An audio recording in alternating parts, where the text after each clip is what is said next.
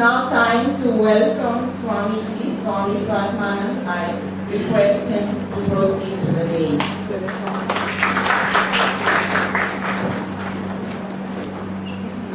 I begin by requesting Professor Jyoti Waghmare to do the honors by greeting Swamiji with a token of our appreciation. We are offering you, Swamiji, a memento, college memento, and also a monograph that I put together as a Shraddhanjali to my Guru, Dadaji, and a little card which has been made by my student. Just please display the card. I can't just not show you the card because each one is unique, okay? Handmade cards. Yeah, show it to the audience. Yeah? Okay. So I shall now introduce Swamiji. Swamiji, please take up some of these questions as well as you speak. I'm sure you will. I wanted your input on this Nirbhaya problem and ma'am's problem and what to do with all these dark forces. For the wonderful opportunity to be here and also for that lovely introduction and my celebrations to all of you present here. Before I start, I would just like to test the audio, please. Let's see if it is.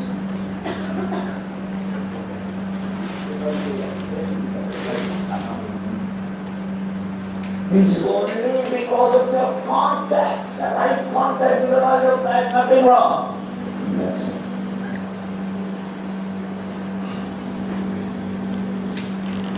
So, in the context of values, this national seminar is being held, sustaining values and bringing them into our practical life and actual life.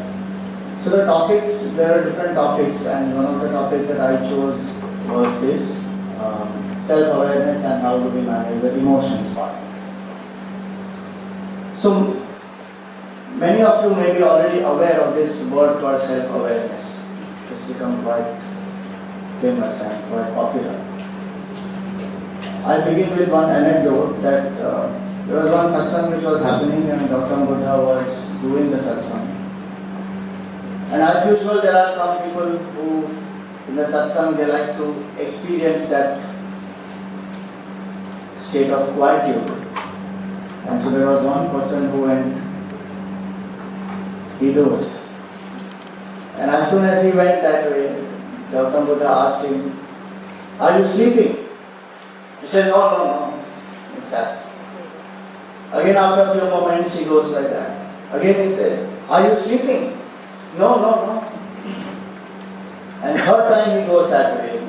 And he says, "Are you alive?" And he says, No. And Buddha says that by mistake you gave the right answer. Then what is it to be alive?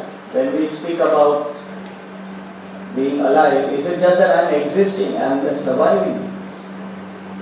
In the field of psychology also one says that self-awareness is something which is very, very crucial. So, three aspects is what we are going to speak about. The holistic approach to self-awareness is, as Swami Chinmayananda used to say, clarity in thinking, purity in feeling, and dexterity in acting. If all the three are there in our lives, we live our life which is empowered.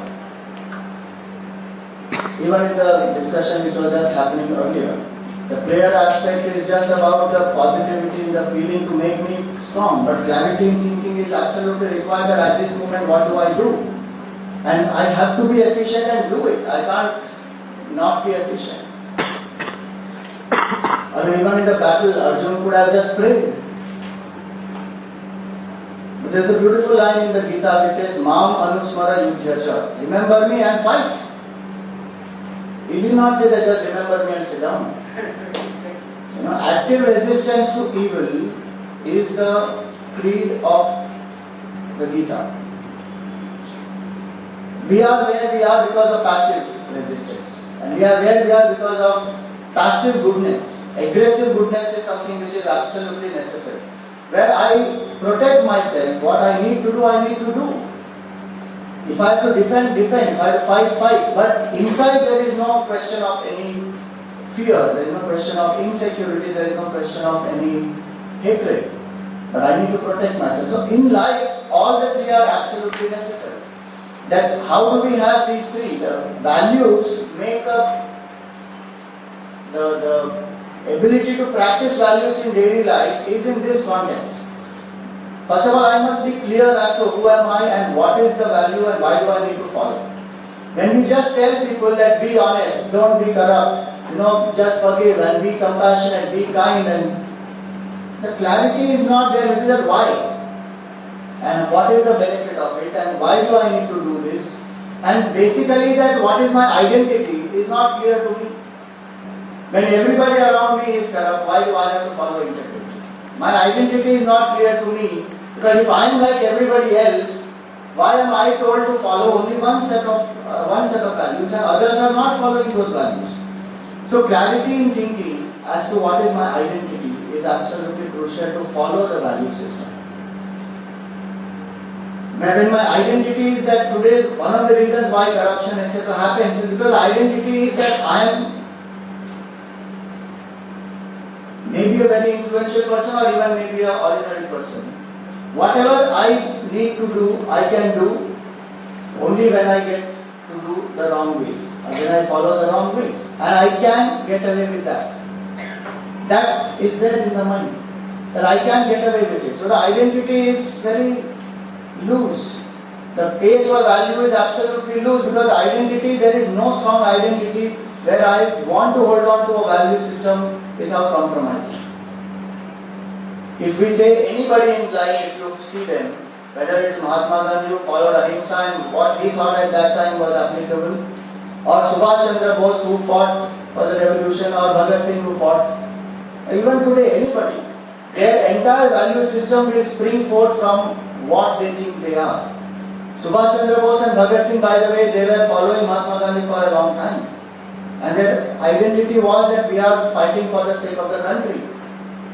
But the way in which they took the clarity in thinking shifted in their mind that this is not going to help us. Ahimsa is not going to help us and we will have to use force.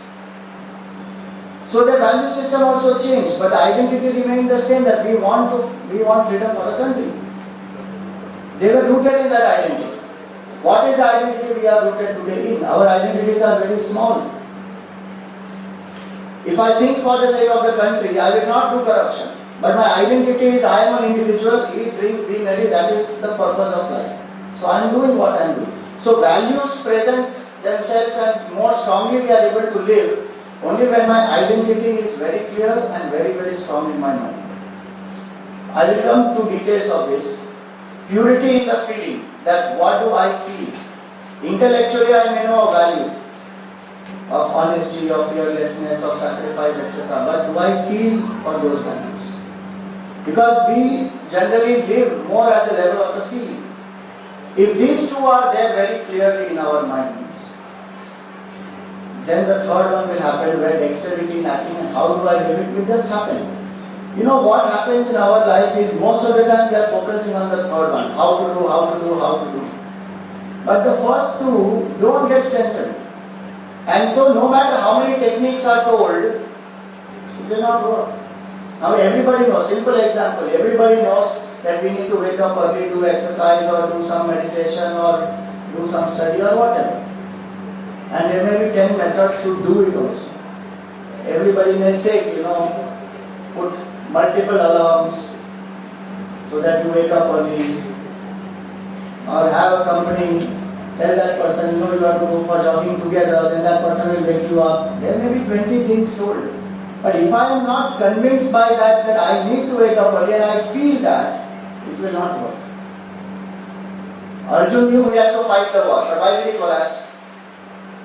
Because his feeling took over his thinking. He was emotionally absolutely capsized there on the spot. Why? Because his identity shifted. So we always say that this identity determines the sense of purpose. And if I want to strengthen values, I must strengthen my identity first, which sets the context for the values. Arjun he prepared for 12 years to fight that battle, got all the skills, got special weapons, was waiting for that day, and ultimately when he reached, he told Sri Krishna, place my chariot between the two armies, I want to see who has come to fight me. And when Krishna did that, suddenly he started shivering, trembling. Was he nervous? He was the best archer. He was not nervous about fighting. He was not scared that will I lose. He was not scared that will defeat me. But his emotions totally hijacked his thinking. Why? Because his identity shifted. From the soldier who is there to protect righteousness to an individual who is a grandson, who is a student, who is a relative. So what is the identity that I hold in my mind is very, very important. And the greater is that identification, greater will be the strength to not compromise with the values. If my identity is very small, there is no need for me to follow any values because I live only for I, me and mine. That's all. I'm not bothered about the people, the society, the culture, the country. It's not in my context at all. Hence we say that in the Gita, if somebody wants to say what is the essence of the Gita, and one can say that the word dharma is the essence of the Gita. So the Gita starts with that dharma kshetre kurukshetra, and dharma does not mean just religion. Unfortunately, that is a translation nowadays. Dharma has many, many meanings. In this context, I will speak about three aspects. That in the sense of identity, we speak about who am I, that what is my true identity, who am I truly. At the deepest spiritual level, that was the knowledge given to Arjun, which made him realize that his nature is not that one limited individual, that ego, but his nature is that which is infinite, absolute truth. And established in that, he acted fearlessly after it. All his attachments went away. He went on to do his duty and he won the war. So the spiritual nature of ours is the most deepest aspect which we have to know. But to know that, the mind must be in a certain, there has to be a certain preparation. So at a second level, we say that what is my core competency, I must do that and do it for a higher purpose. That is called as Swadharma. Arjuna was there as a soldier to protect Dharma, and his competency, core competency is to be able to do that. If he says that I don't like to fight and he gives so many justifications and he says I will go in the forest and live as a mendicant, that is not his core competency. This is Swadharma, where if I am in the right field where I am made for and I do it for a higher purpose, then again to follow values will be easier for me. Otherwise it is a struggle. I will give you one example. Sachin Tendulkar and Vinod Kambli. Both of them had the same guru, both of them started playing cricket at the same time. But why did Sachin Tendulkar go on to achieve the status that he did in cricket? And Vinod Kambli got distracted. Because the person could not stay firm in the Swadharma. Or for that matter, Andre Agassi, one of the greatest tennis stars. But he never loved tennis. If you read his autobiography, he writes that I played tennis for a living, I hated tennis with the bottom of my heart, I hate it even today. Stunning. I don't know whether how true that is and will he write that for sake of sensationalism or book selling. But that's what he wrote. So people who are not following their Swadharma, not happy people, then the value system makes no sense. So I must be able to know what is my Swadharma. That is my identity. And also what is not my Swadharma, which is we call as Paradharma. So as far as values are concerned, this identity, if we are able to establish in our own minds, that let us say I am a teacher. Now that is my identity. But what do I think about that as a teacher? If I say that, okay, I am just a teacher, what can I do? Many times one feels that after everything else we have tried and there is nothing better left, then I become a teacher. Unfortunately. But do I really feel that as a teacher my identity is I am a nation builder, full stop. There may be 1,000 problems in the world out there and all of them require a person with character. Everywhere the basic issue is that the values are collapsing, the integrity of character is not there. And I as a teacher am having an opportunity to mold the minds. It's really in my hands. But do I believe in that?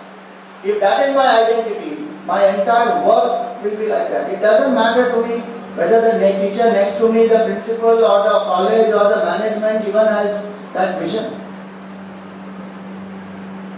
And I am very, very proud whenever I address the teachers. I first of all feel very proud of being a teacher myself, and I come from a teaching family.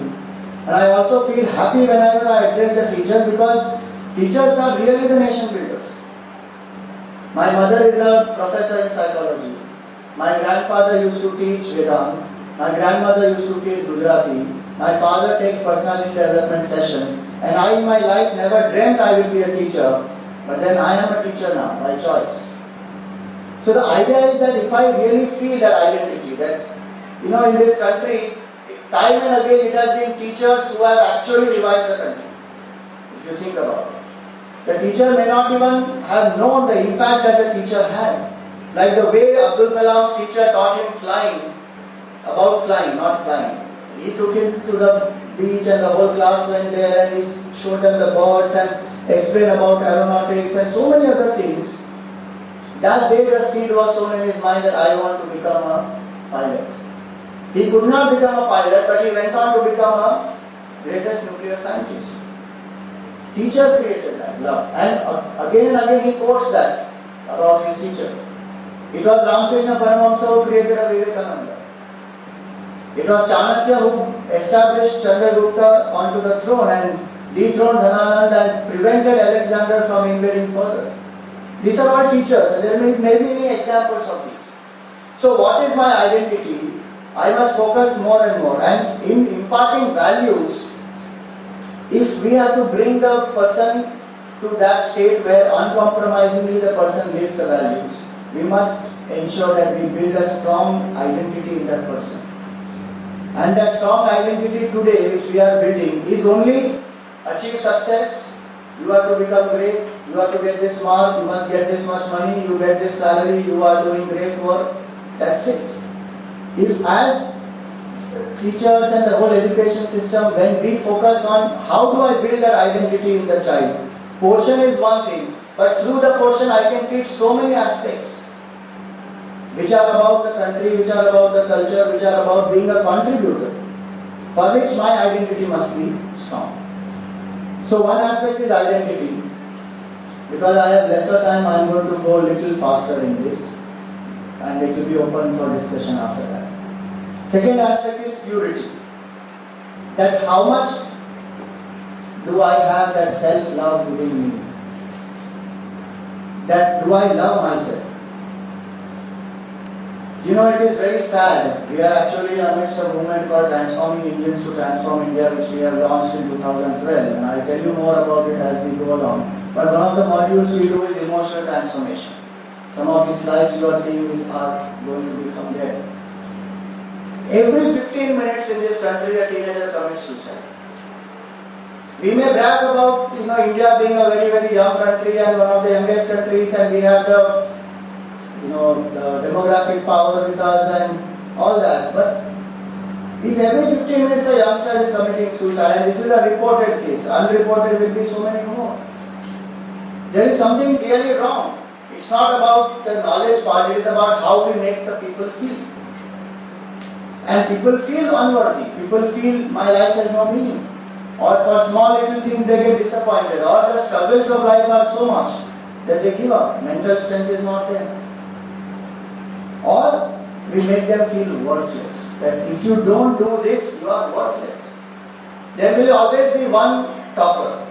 There will be few people who will come into the top 5, top 10. There will be 90 people who will not. How do we make those 90 people feel? That is absolutely important for a teacher. Because these 90 people, their life is also equally worthy and important. Even in childhood, how the children are treated. More of a inhibiting language than more of a encouraging language. One boy said that till I was 10 years old, I thought my name was stupid.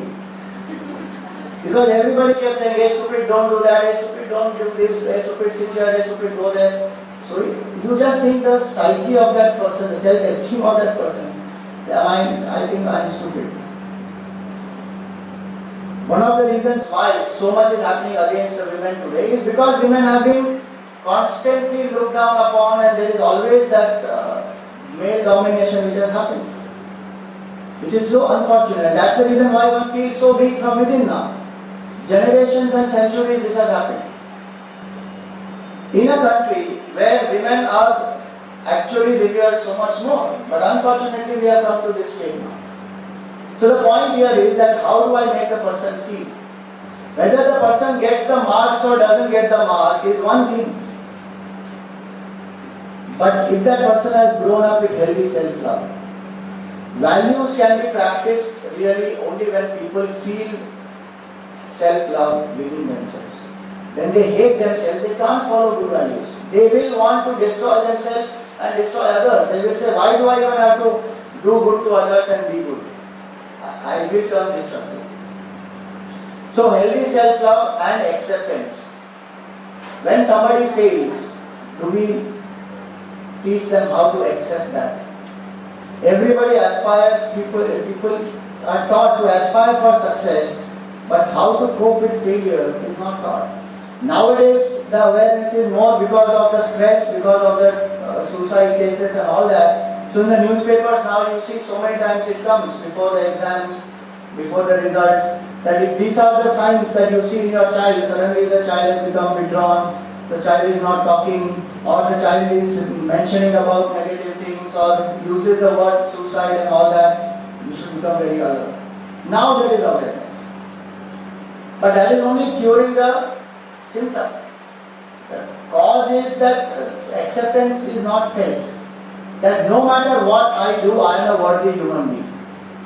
There's one father who threw a party for his child and the whole team when they lost in the semi-finals of a football tournament.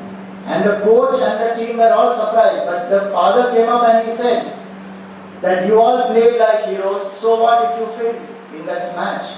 You are still the winners and I am here to celebrate your attempt itself. So, purity of feeling.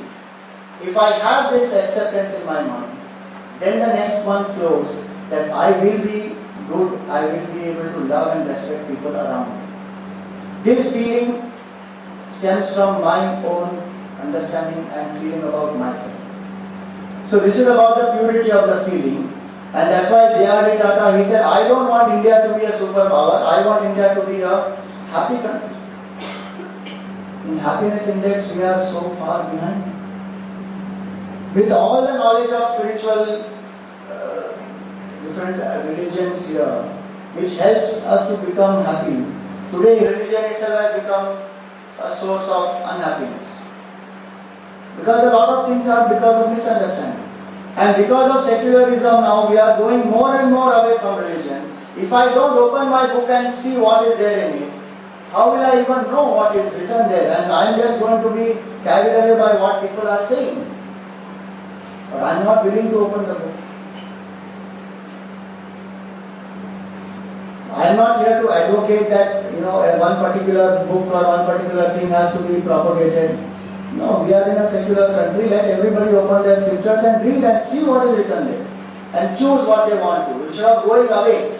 Because the more in psychology, what do we say? If you go away from a problem, it just increases. One has to face it. So, coming back to this purity aspect, emotional part is a very crucial part, and I am going to focus more on it. And that we are going to do it through an acronym called PEACE, where we speak about P is for pause. That how much do we teach our children and the students to learn to pause and not to react. Especially when we are young, we are teenagers, there is a lot of energy and there is no way we are taught how to channelize it and control it. So, especially in destructive moments, how do I pause? We always say that stop, think and respond. And if you see why psychology, they use so many technical terms, amygdala, hijack and all that stuff. Where the amygdala gets hijacked and then thinking collapses. And then I am stopped. Because biologically one is explained all that. But the point is that how do I learn? Even in the case of Arjun, the same thing happened. Psychologically, we may say his amygdala was hijacked by but the fact is that his thinking got eclipsed by his emotion and he got overwhelmed. At that moment, luckily for him, there was Sri Krishna. He could pause and he was given those ideas, whereby he could come back to his logical thinking and re-establish. So, how do I create that pause? And some of these methods do we inculcate in our system, in our education system, where we can teach the students. So much of portion pressure is there. Sometimes the teacher themselves will need to learn how to pause because the mind is so pressurized. I don't have time, I have to finish this much and then I am here and just... Somewhere I read that education is the transfer of information from the book of the teacher to the book of the student without passing through the minds of both. So what is that kind of a pressure that one has? Today, fortunately, the awareness is so much more that we are reworking our syllabus and our approach and many aspects. So few aspects about deep breathing. Just imagine, if I ask you what is the normal attention span of a human being, what would you say? 10 minutes.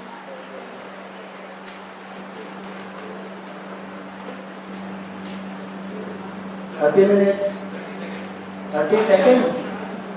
Proper attention now. 3 minutes, 20 minutes. Sometime back it was 40 minutes. Now it has come down so much more because we are too much technologically stimulated. But imagine a student who is sitting in the classroom from morning 7:30 till afternoon 2:30. Class after class after class. And every class the teacher comes and says, keep quiet, don't make noise. And even if there is a recess, there are monitors placed on the corridor where you are not supposed to run. What will that child's energy, where will it get channelized? So how do I learn to direct my energy? How do I learn to pause myself? Some part of deep breathing where I can learn to focus on the breath, or these are simple examples here. Count 1 to 30 so that this frontal lobe starts working. So from this you start coming here and all kinds of things one can say. But the point is, do we teach? Because value, when do I get compromised in my value? When I become impulsive. Impulse control is something which is very necessary to be taught. And that impulse control is not taught to me in my education. I have been stuffed with information. But how to control my impulse is not taught. So impulsively I feel like saying something, I will say. Impulsively I feel like doing something, I will do. Impulsively I hurt somebody. So many things happen impulsively, just in that moment.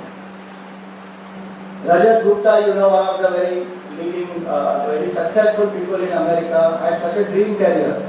Just impulsively he came out of that meeting and he spoke to his friend, and he was framed on the charges of insider trading.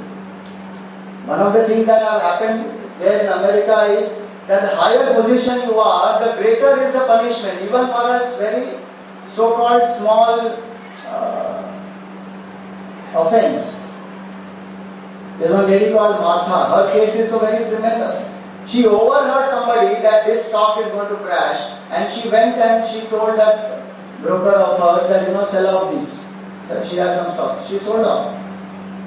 And that company actually collapsed the next day.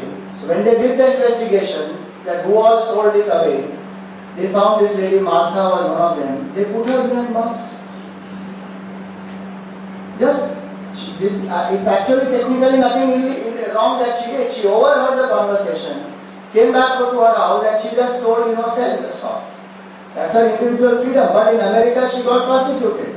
Because the value system is that higher you are, greater impulse control you must have, greater responsibility you must have because you are a leader. Do we teach impulse control? We don't.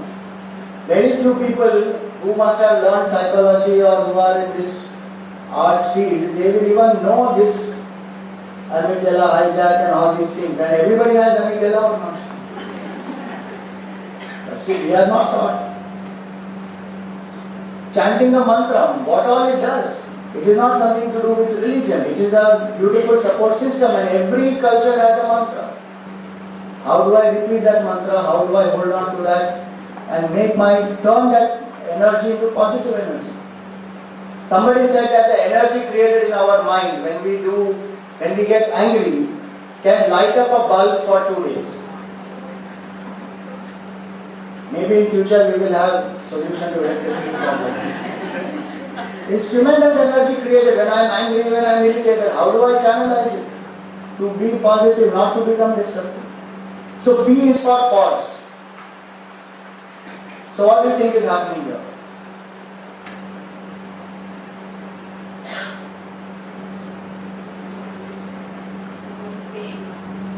Child is in pain. He wants something. Maybe about to cry. He's trying to balance something. Weigh the pros and cons. I don't know what choice to make now. Feeling guilty. So tell me, so many ideas have come. Are these facts or these are opinions? Very clear. Why are you not saying it's a fact? Because you don't know what exactly has happened, right? So E is for educate yourself on emotions, where the first thing to do is distinguish between facts and opinion.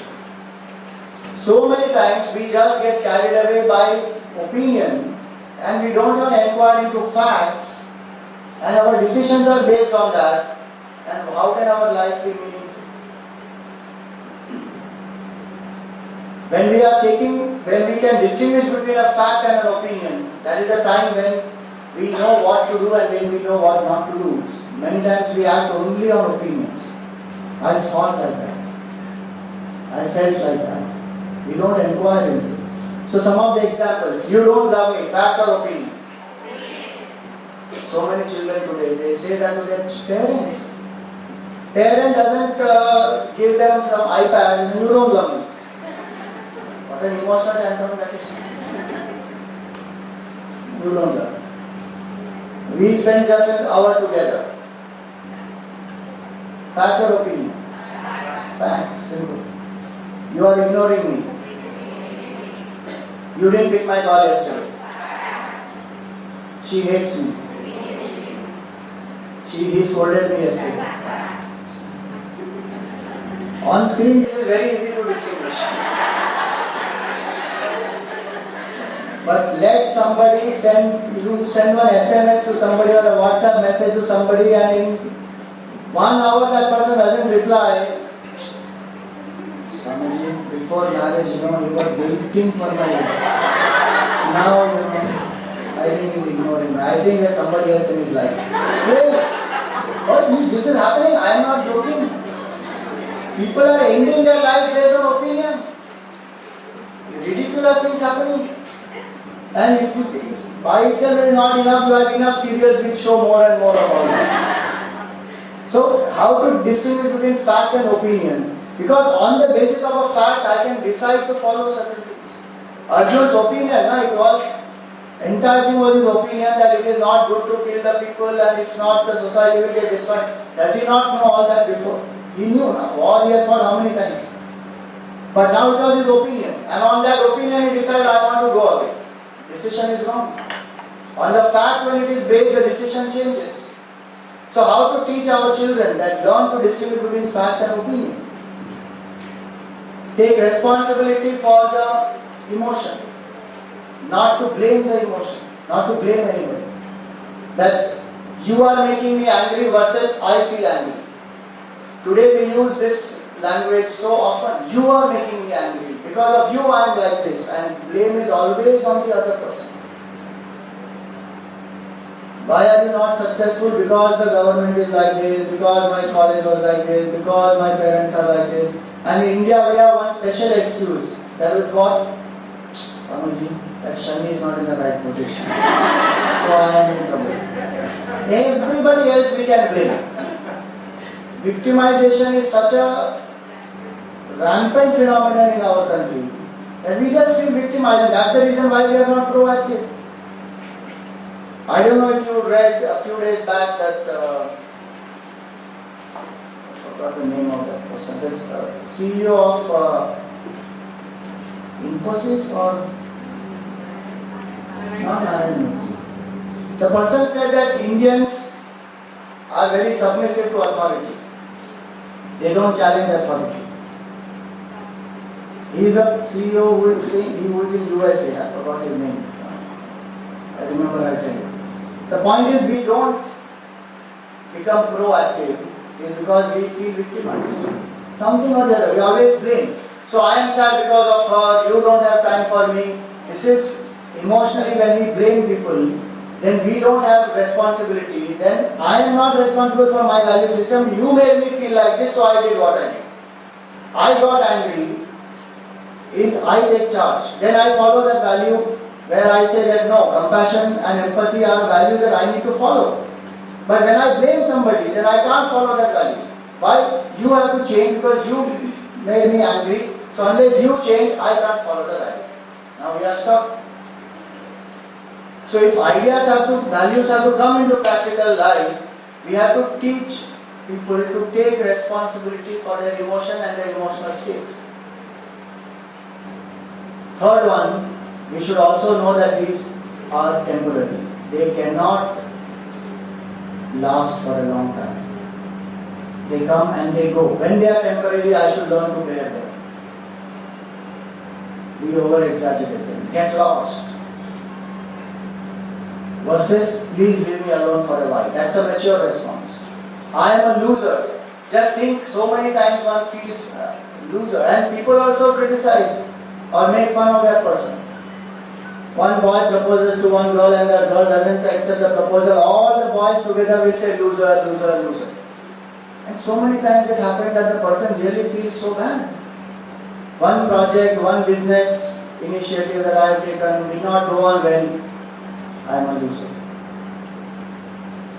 Versus I failed in this particular instance.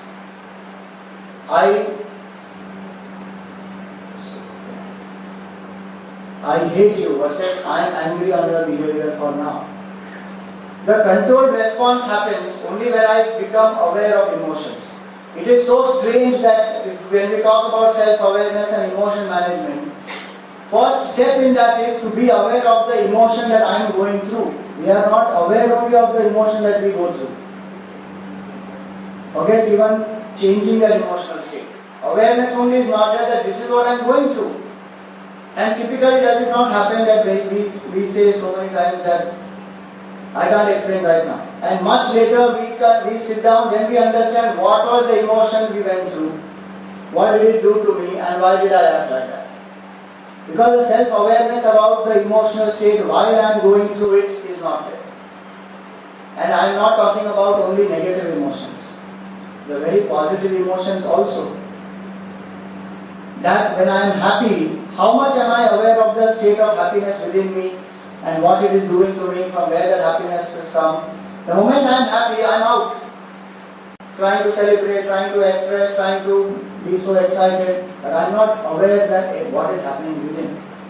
So ways and means to become aware of my emotions is very necessary. So P is for pause, E is for educate yourself on emotions. What do you see here?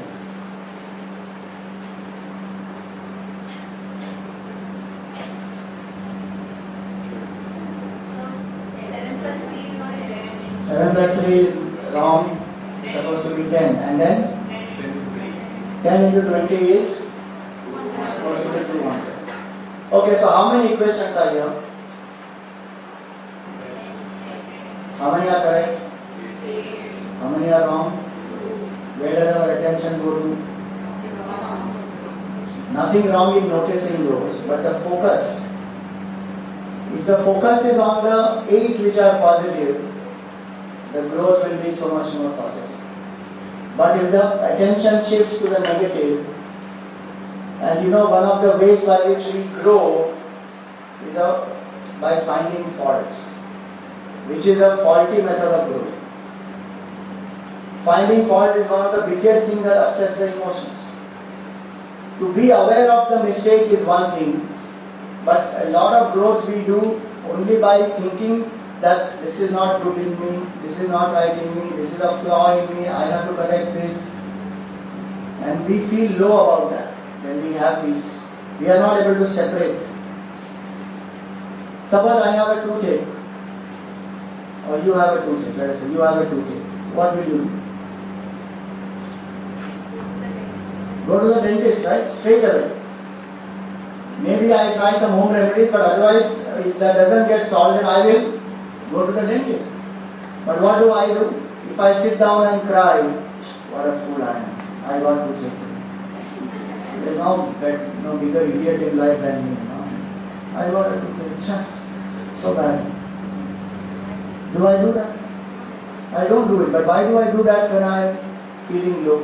When I am feeling, I have failed in something, or when I feel that, this, I don't have concentration, let us say, or I get very impulsively angry. It is a problem which is at the mind level, which has to be treated objectively. But we brand ourselves. I am bad because I am angry. I am bad because I am not able to forgive. I am bad because I am not able to love all. That's why we spoke about healthy self-love. Growth happens when there is healthy self-love. And there is nothing egoistic about it. Somewhere we feel that in spirituality, if we say love yourself, we become egoistic. Self-love is the foundation for all spiritual development. So, educate oneself on emotions and focus on the positive ones, not the negative ones. When I feel good about myself, then I will be able to follow the values and I will be happy to follow the values. And how do I feel good about myself? Where I learn to appreciate myself. We wait for appreciation from people. From morning till now, is there one thing that you appreciate about yourself today? How many of us? Few of us. Very nice. One should. Appreciation about oneself is such a positive way to feel good about oneself. And only people who can do that, they can even see the goodness around and appreciate them. Otherwise, we wait for something very special to happen, then only we feel good about ourselves. So, appreciation. A is for appreciation. And in this context of appreciation, what is also necessary is to be able to appreciate the people against whom I have some grudge. Because what I entertain, I am going to internalize. And as we saw in the case of the equation, there may be 2 or 3 things which are not appropriate, but there may be many good things. In the Mahabharata, we find that Karna, there were many good things about him, and Shri Krishna actually praises Karna. He is much more skilled than Arjun. He has the great quality of, sharing what he has, and everybody, he will not let anybody return empty-handed. And many such good qualities, and Krishna praises, though Arjun, he is on the opposite side, but Krishna really praises him. So what we need is that healthy capacity to be able to appreciate. When I see the goodness in somebody and I can connect to that goodness, it is also possible that only then, if any change has to happen also, I can bring about that in the person. If I want a student to change something, I cannot bring about that change unless I make that student feel good and appreciated for other things. If immediately I just want that person to change and I don't appreciate the good part of that child, it will not work. This happens everywhere. In a country, if we want to change anything, let's say in our country we want to change so many things. If I only see the faults and say this is not correct, that is not correct, this must change, that must change, very soon I will become a negative, cynical, bitter person. I have to appreciate more than I want to change anything else. So we say these 5 aspects. First, enter the system. Then study the system. Third, appreciate the system. Fourth, survive the system. And then fifth, change the system. I cannot bring about any change in anybody unless these first 4 I do. That where I study, where I enter, I study, I appreciate, and I manage to survive in that system, then only change is possible. Anywhere, if you see, a person gets a job and gets into a new company and all of a sudden wants to change, it will not work. One has to take everyone together. That's why appreciation helps. C is for care and compassion. That how much do we care? The value of love and respect. They are very basic values. But today in a relationship, many times either of the two are lacking. When we love somebody, but if the respect is not there, that person feels taken for granted. Parents, homemakers typically are in that situation where they are loved but they are not respected enough. So they feel taken for granted. And where there is respect, but there is not enough love, there the emotional connect is not deep. So there are many places in life where we need both. I am not saying everywhere there has to be both, but in a lot of places there need to be both. And the value of love and respect, basic respect when I talk to somebody. Today unfortunately that basic humanitarian dignity and respect only is going down. How we address each other also. How we greet each other, how we talk to each other. Basic love and respect. It's not about being formal and etiquette and all that, but it's about basic connect. And how do I connect? If the teacher loves the student, the teaching will become easy. Love and respect for the student, when it comes into the heart, then the teaching becomes easy. There will always be some mischievous elements, but the love and respect is to be there even for them. Then see the way the teaching will happen. But if we want to control, then there is a problem. So the nature of love and nature of control, they don't go together. Love and freedom, they go together. And Vivekananda ji said a very beautiful thing. He said, freedom is the only criteria for growth. Freedom. Don't the people say now, so many of them, they say we can't teach anything, we can only facilitate learning. The child will learn on its own. I can only facilitate the learning. I have to create an environment of freedom to explore, the environment where the freedom to question is there.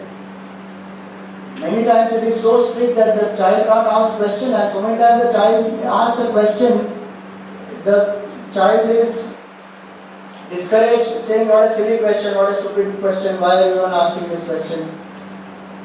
So how do I make them feel that freedom? Basic love and respect when it is there, when they grow up, that is what they will give. So these are some of the values which come into our life when we start living, and then it comes into the lives of the students, into the lives of the people around us. And the next one is the compassion part. I will not go too much into it because already the earlier speakers have said. So what is that compassion part of it? That when somebody is suffering, is my response a compassionate response? And do you know, anger is one of the greatest forms of suffering. Person gets angry is actually a cry for help. That look, I am not able to control myself, so I am just losing control, I am getting very, very angry. I need help. When somebody is angry, if my response is out of compassion, that means I have internalized that value. If my response is anger, that means there is something not right even in my personality. So C is for compassion. And last one is E, is to evolve. Where we say that don't be a beggar of love, but be a giver of love. evolve from attachment to love and from love to devotion. When by devotion we don't mean devotion to a form or god or idol or any such ritualistic portion, but devotion means the higher love in us where I am able to identify something greater than me and work. So there is a small clip on devotion and love is what we are going to share with you. Means love. Devotion means love. Love means a kind of devotion. Not devotion, a kind of love. If both are same, prema, love, bhakti, devotion. Why two words for the same thing? That is absurd. In no language, there are two things and the meaning the same. There is some difference. What is the difference between love and devotion?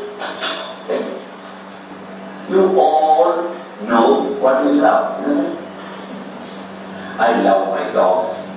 I love my child.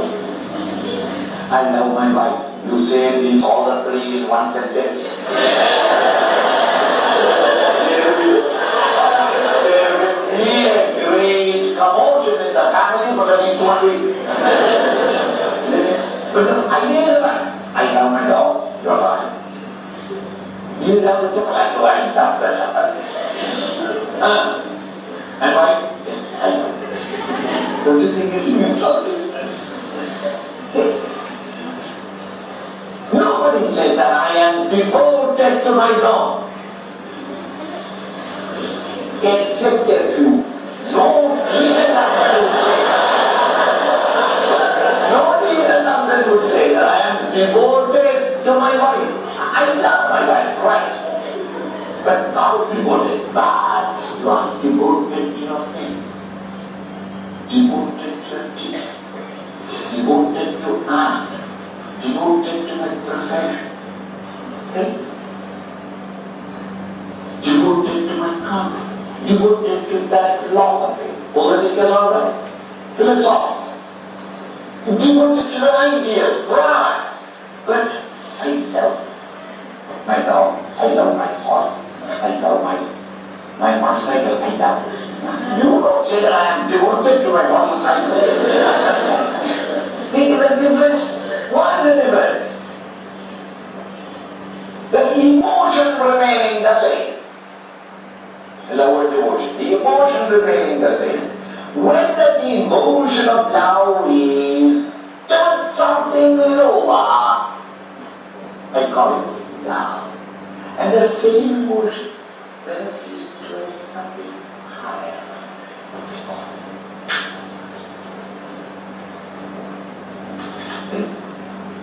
Don't accept, I told you. I think you have to be down and accept it. Don't accept it. When the emotion of devotion of love is for a lower, it is called a yogi. I love this, I love that, I love chocolate also, I love no blue color, I love blue color.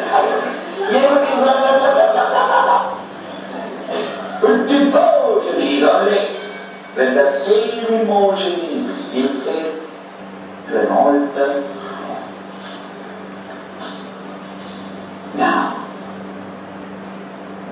in all languages of the world, all of you when you are teenagers, you must have gone through one or two experiences of what you generally call all over the world. I fell in love.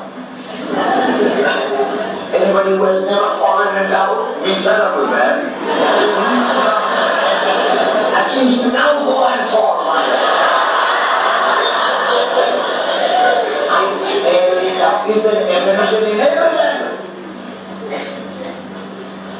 What do you mean by fall in love? I was only, yesterday I was a carefree, happy, jolly good man. And yesterday evening in the temple I saw her. Then what happened?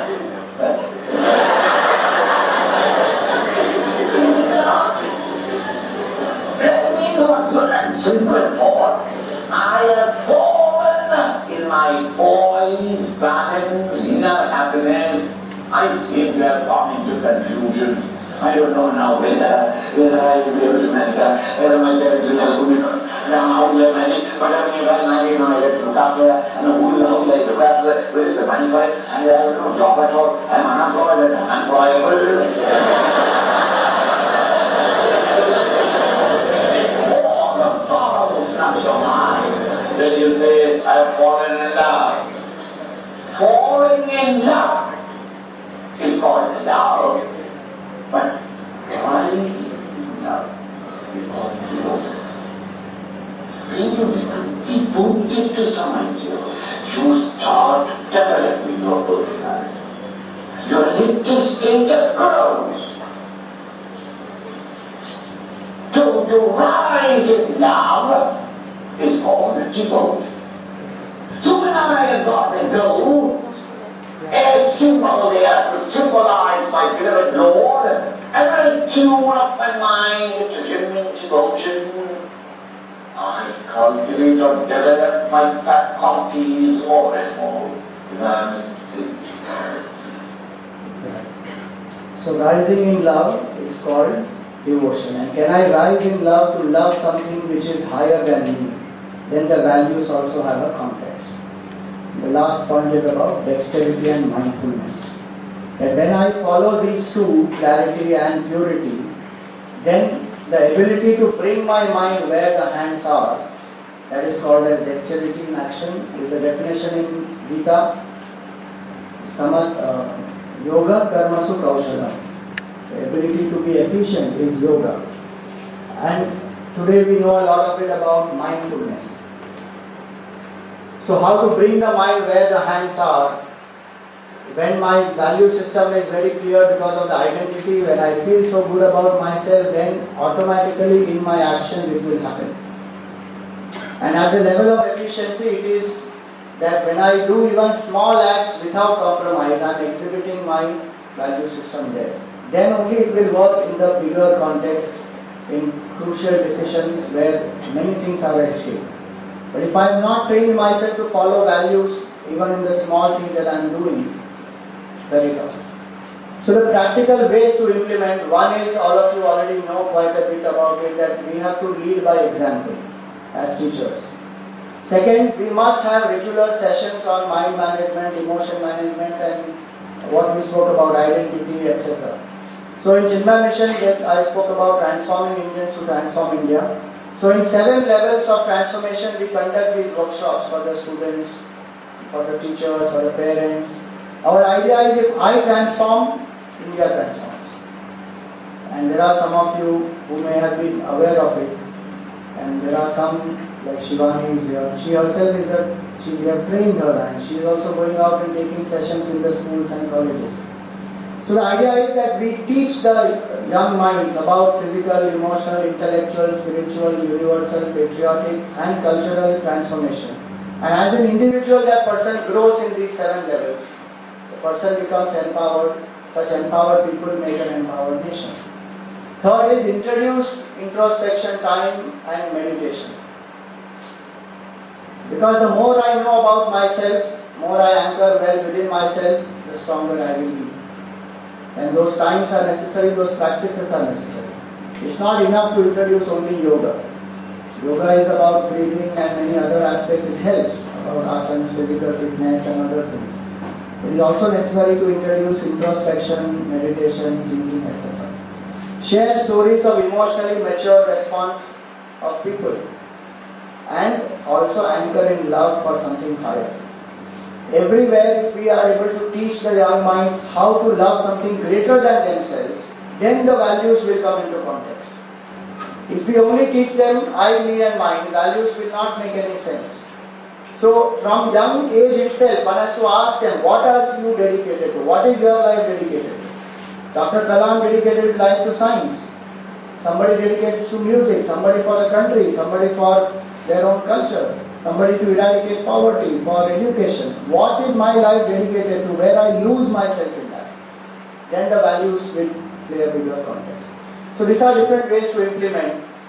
To summarize, this is what we have seen, that to be clear about identity and purpose, to be able to invoke love and respect for ourselves and for others, and to have efficiency without compromise even in small acts. These are ways in which values can be brought into actual life. Thank you very much. Thank you so much, Sean. I'm sure some of your questions have been answered from the previous session. I really wish we had more time. Just 2 questions because we're actually really running behind. And I welcome Professor Gangavne from Pune, who is here, and she has to catch the train back to Pune, so we have to rush. Yes, Suji.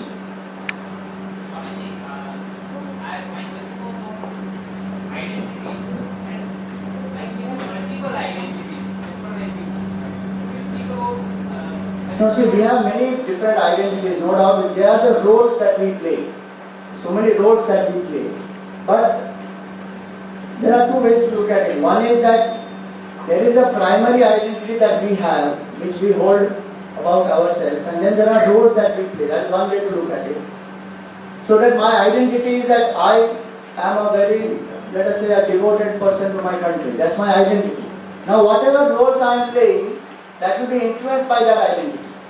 Like Arjun says that I am a leader, I am here to protect. Now that is his primary identity, and he is playing the role of a father also, son also, friend also. But his primary identity is something which influences his decisions in many of these. So either I hold that like a devotee, that I am a devotee of the Lord. So now every situation in my life I will think of it as it has come from the Lord and let me learn to accept it or face it in a positive way, whatever that thought process. Or I say that from these 10 identities, the roles that I am having, this one thing at the moment is my primary identity. Either ways one can do it. Like a student, my main identity in the student life is that I need to study, gain knowledge. Now everything else is going to be influenced by that. The identities can shift also. In the second case, identities do shift. But in the first case, once I am anchored in an identity, then... Yeah, so Amrita has a question, and it's the last one. We have to call him again for more questions on karma and injustice and suffering and all that. It needs a workshop, I think. Good morning, sir. Let me just start by telling you something I hear like in my daily life. Let's say I'm in an exam. Somebody asks me for an answer and I don't cheat. So I'm met with this dialogue many times. Don't be ridiculous. Another thing is, let's say I'm requesting a watchman to help me just push the gate. And then people tell me, don't be ridiculous. Why are you requesting him? You should order him. Otherwise, people will trample you. Being nice is being foolish. So sometimes I feel values in today's world are seen as ridiculous things. You should give them up to be successful. And by God's grace, I have good parents, good teachers, and I don't go suicidal because values are ridiculous. But once I just came across an online forum where teenagers were having a discussion, teenagers from all around the world, and one girl had written something very chilly and very sad. She said that she is an idealistic person and she finds herself around people who are not idealistic, who are trying to make her like them. And then she wrote that conforming, because she is not extraordinary, she conforms to society and becomes like this and feels guilty about that. And that has made her a shadow of herself. She's not what she was before. And she wrote that so broken is the spirit of mine, so lost am I now, that sometimes I feel my body might just go as well. I might as well kill myself because I've lost the real person inside me. The person I was before has died, so why do I need to live? This is why I think some teenagers feel suicidal, and the ones who are not as lucky and privileged as I am, they might actually commit suicide. So will you please comment on this, Prabhuji? Okay, I agree. This is a situation where the world may make you feel that way. But the point here also is that the person who is anchored in the values is the person who has to understand that my strength comes from within me, not by just people outside. So you are strong enough. That girl, maybe she should have had that strength through some method, but in your case you have parents, you have your own value structure, etc. I do not know about her case, But it is true that many people feel like that. That's where the clarity, the first point I spoke about. If I am very clear that it is nothing ridiculous, in fact it is very good that you request a watchman to do it. If you see many places abroad, the culture is of politeness. You don't order anybody. But unfortunately, we just see in our limited thinking, that's where we say that the clarity is not there. We even use that word, no, bichara bhala aadmi. Because good people are equated to weak people. Because that stupid thinking in our head. Goodness has its own strength, and good people it is not necessary that good people are dumb people. That's the image that is created by so many factors. We don't have to fall for that image. Good people can be strong people, and good people are strong people. Good people are smart people. That is the new image that we have to bring it into the society. Then the value for goodness will be followed by people. And examples of such goodness have to be brought out more and more. So if we have done little more, that requires homework on our part. If I am convinced of goodness, I need to do that homework and show it to my friends. If they don't follow it, that is ridiculous. I may not judge and brand them as ridiculous, because that's not what the value system I follow, but in the thought process, that is actually ridiculous, where you are demeaning yourself. A lot of people don't have courage even to stand up for their values. That's the reason why one gets into these type of things. Because when you stand up for the values, the thinking is, I have to sacrifice everything, I will not have friends. Again, that point is about clarity. If I sacrifice, if I stand up for my values, I will sacrifice all the wrong things and wrong people, but the good ones will come around me. Suppose I stop drinking, the friends who were around me for drinking, they will all leave me and go away. Is it good or bad? The friends who were not will come closer to me. That part I am not thought through. That clarity is not there about what value system will do to benefit me and improve. I only see the negative part of the value system. That, oh God, if I do this, I'll have to leave everything, I will be alone, and which is not true. And if at all it comes to that, I follow it for the sake of the value, because I am convinced of it. So, I still think that it is the clarity in thinking which is very crucial there. And in some ways, if in our society we can strengthen the importance of that, rest of it will follow. We have to stop because the next session has to be on. I don't have enough words to thank you for going right on target, because ideas into actuality is the sub-theme of our seminar. And emotion management is supreme, impulse management is supreme. It doesn't come overnight by listening to platitudes and pearls of wisdom. So we need to inculcate practice during class hours perhaps, or extracurricular hours, and keep calling people like Swamiji to show us that we are a field of infinite potentiality. Even in a fearful situation, if we are able to realize that we are not the body and the mind, but the spirit which is supreme, perhaps we might be Nirbhayas in the true sense and cope with that stressful situation. And probably this will help us change the male gaze as well, because that will happen automatically without our being activists trying to, through hate language, trying to transform the men. So thank you once again, and please keep coming back to the show. Thank you very much.